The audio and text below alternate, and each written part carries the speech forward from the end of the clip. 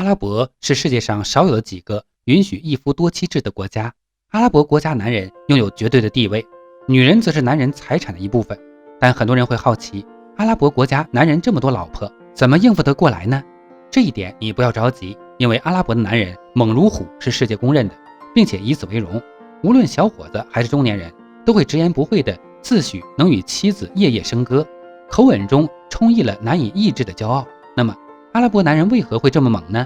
你想和他们一样吗？那么只需平时多吃一种东西即可。下面读者告诉你答案。大家好，我是热心读者，在节目开始前，麻烦帮忙点个赞并关注一下吧，谢谢了。阿拉伯实行一夫多妻制，如今在不少人看来，这样的传统是非常荒谬的。但是在阿拉伯半岛，一夫多妻的传统非常普遍和悠久。早在穆罕默德创立伊斯兰教时期，阿拉伯半岛连年动荡不安，大量孤儿寡母被遗留下来，整个阿拉伯半岛男女比例严重失调，最高峰时期男女比例甚至达到了1比7。为了帮助那些失去丈夫的女性生活，穆罕默德规定一个男人最多可以迎娶4个妻子，当然无论是精神上还是物质上都要对他们一视同仁。后来这个传统也就一直延续到今天。阿拉伯男人能娶这么多老婆，很多人会有个疑问，他们难道真的那么强悍，足以驾驭这些女人？其实这是真的。一位中国医生记载这么一件事儿：有一天，一个阿拉伯老人跑过来找他，说自己得了一种病，恳切地求他给自己治疗。这位中国医生看他身体和气色都很好，只不过是眉头紧锁，只是心里很苦恼，所以问他到底得了什么病，这样让他苦恼。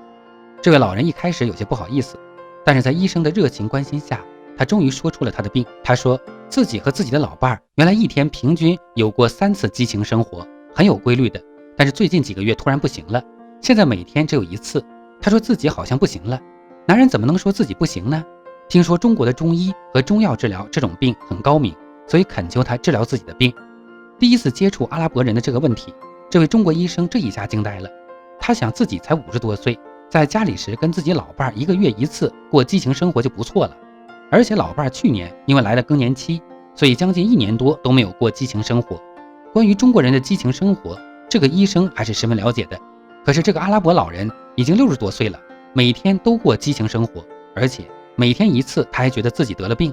他有些不信任地问起了他们的人们是怎样过激情生活。阿拉伯老人说他是50岁以后才变成1天3次激情生活的。他说50岁以前1天5次激情生活是很正常的，他们都这样。他的情况在以前是很普通的，就是现在1天才1次就很不正常了。他说他很苦恼，觉得自己跟别人比不是男人，所以很希望治好他的病，让他恢复以前的水平和能力。这位中国大夫一看他的表情和态度，半信半疑的给他开了几副药，让他回去吃试一试。过了1个月以后，这位阿拉伯老人高兴的找他给他竖一个大拇指，满口称赞他和中国的高明医术。他告诉医生他又恢复了以前的水平，1天3次激情生活。这位医生深感震惊，他要开始研究阿拉伯男人的那个能力。他发现阿拉伯男人的能力确实很强，那位老人说的真没有错误。阿拉伯男子在20岁到40岁的时候，1天5次的激情生活很普遍，40到50岁左右可能下降为4到5次，50岁到60岁为1天3到4次，60岁以后1天3次，80岁的老人也有很多是每天都有1次以上的激情生活。但是他也发现阿拉伯女人能力虽然比中国女人强，1天平均1次是没有问题，但是1天2次以上的话，他们的娇嫩的身体很难承受得住。这时候这位中国医生才发现，阿拉伯人的法律和古兰经里规定的一个阿拉伯男人可以娶4个女人是有一定的道理的，大体上也就4个女人才能满足一个比较正常的阿拉伯男人强盛的欲望。一个阿拉伯男人1天平均5次，他的4个老婆每天1个人1次，然后有一个比较有能力的女人1天2次，这样就可以满足各自的要求。阿拉伯人能享有如此的幸福，与先天遗传、后天饮食、自然气候、民族特性和观念等都有关系。从饮食构造看，牛羊肉对促进阿拉伯男人的欲望可谓功莫大焉。中国著名医典《本草纲目》中也说，羊肉能补虚劳、益气力、壮阳道、开胃健力。现代医学和保健研讨则发现，将羊肉煮熟，吃肉喝汤，可治男子5劳7伤及胃虚阳痿等，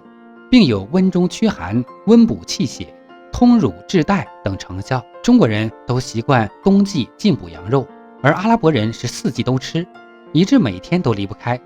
正因如此，他们才身体强壮，欲望旺盛。看到这儿，你们是不是觉得阿拉伯的男人很幸福？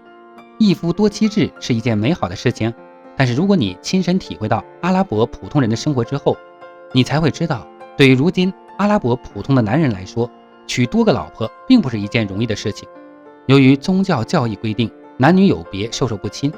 在阿拉伯传统里，成年女性必须在有一名男性亲属的陪同下方可出门，而在所有公共场合里区分男女区域，陌生男女之间很少有相互认识的机会，更不要说坠入爱河了。另外，在阿拉伯传统婚姻里讲究门当户对，一旦男女踏入适婚年龄，就会有介绍人将家世相当的未婚女性介绍给男方家人，如果合适的话，男方家人将会去女方家里做客喝茶，只有喝茶的时候，男子才能第一次见到自己未来的未婚妻。当然，做客不代表就能结婚，否则娶到一个和描述不符的妻子，对于男方来说就是亏大发了。在喝茶的过程中，配对的女方将会端上小食见客，这就是未婚男女之间结婚前的第一次见面，也是唯一一次见面。一旦双方都满意的情况下，或者双方父母都同意的话，那么这对年轻男女就可以进入婚姻的程序了。只有在经过订婚之后，男女之间才能正式的步入交往。一旦有未婚男女私自交往被宗教警察发现的话，则会被判罪。而且对于阿拉伯这样传说土豪遍地的国家来说，年轻人也不敢轻易结婚。如果一个阿拉伯男人想结婚，那他要准备高昂的聘礼和豪华的婚礼，才能得到女方家人的认可。有的家庭甚至会索要高达20万里亚尔的聘礼，而在高档酒店办豪华婚礼的费用多则8、9万美元。尽管外界普遍认为阿拉伯是个富裕的国家，但是结婚的一系列费用对很多阿拉伯年轻人来说也太过沉重，因此阿拉伯政府还推出了关于结婚的免息贷款，鼓励年轻人结婚。最重要的是，如果你娶多个老婆，那么首先就要支付等额的聘礼给每一个老婆，同样要举办同等豪华的婚礼给每一个老婆，在婚后也要同等对待所有老婆，无论是同房还是购买礼物，都要同等质量和配置。因此在阿拉伯，只有真正的土豪才能娶得起3、4个妻子。即便能娶得起妻子，但是一夫多妻的家庭矛盾也多。虽然伊斯兰教主张妻子们一律平等，但是在现实生活中，妻子出身、财产、容貌等方面的差异，完全的平等其实是不存在的。尽管一夫多妻制存在，但是对于忠贞爱情的追求毕竟是人类最美好的一部分。但如果你们说一夫一妻制无法满足阿拉伯男人旺盛的需求，那么读者只能说少吃点羊肉吧。你们觉得呢？欢迎在下方留言评论，咱们下期再见。